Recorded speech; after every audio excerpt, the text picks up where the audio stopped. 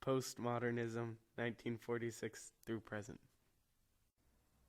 Postmodernism is in general the era that follows modernism. It frequently serves as an ambiguous, overarching term for skeptical interpretations of culture, literature, art, philosophy, economics, architecture, fiction, and literary criticism. It is also confused with deconstruction and post-structuralism because its usage as a term gained significant popularity at the same time as 20th century post-structural thought. Postmodern literature is literature characterized by heavy reliance on techniques like fragmentation, paradox, and questionable narrators, and it is often defined as a style or trend which emerged in the post-World War II era. Postmodern works are seen as a reaction against Enlightenment thinking and modernist approaches to literature. Postmodern literature, like postmodern as a whole, tends to resist definition or classification as a movement. The convergence of postmodern literature with various modes of critical theory, particularly reader response and destructionist approaches, and the subversions of the implicit contract between author, text, and reader by which its works are often characterized. This has led to pre-modern fictions such as Cervantes' Don Quixote and Laurence Sterne's 18th century satire, Tristram Shandy, being retrospectively inducted into the fold.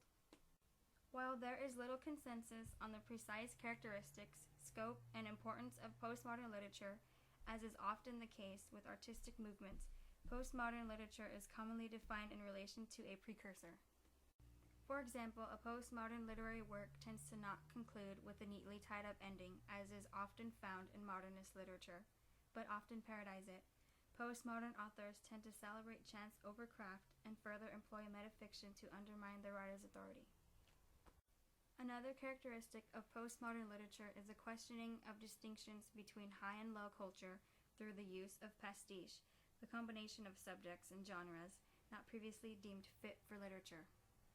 Some events of this time period are the end of the World War II, Korean War, Vietnam War, and the fall of the Berlin Wall.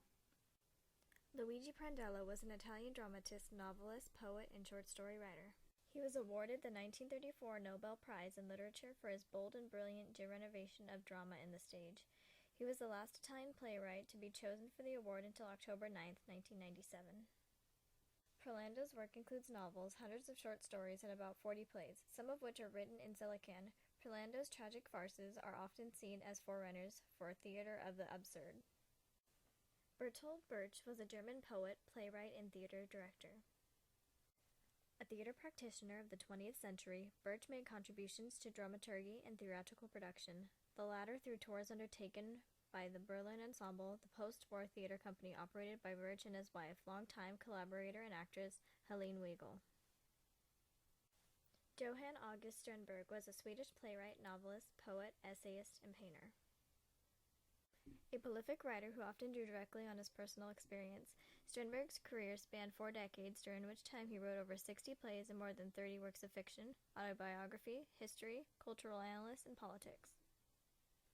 He explored a wide range of dramatic methods and purposes, from naturalist tragedy, monodrama, and history plays, to his anticipations of expressionist and surrealist dramatic techniques. From his earliest work, Strindberg developed forms of dramatic action, language, and visual composition so innovative that many were to become technically possible to stage only with the advent of film. He is considered the father of modern Swedish literature, and his book, The Red Room, has frequently been described as the first modern Swedish novel. In Sweden, Strindberg is both known as a novelist and playwright, but in most other countries he is almost only known as a playwright. The Royal Theatre rejected his first major play, Master Olaf, in 1872. It was not until 1881, at the age of 32, that its premiere at the New Theatre gave him his theatrical breakthrough. During the 1890s, he spent significant time abroad, engaged in scientific experiments in the study of the occult. A series of psychotic attacks between 1894 and 1896 led to his hospitalization and return to Sweden. Under the influence of the ideas of Emanuel Swedenborg, he resolved after his recovery to become the Zola of the occult. In 1898, he returned to playwriting with To Damascus, which, like The Great Highway, is a dream play of spiritual pilgrimage. He also returned to writing historical drama, the genre in which he had begun his playwriting career. He helped to run the Intimate Theater from 1907, a small-scale theater that staged his chamber plays.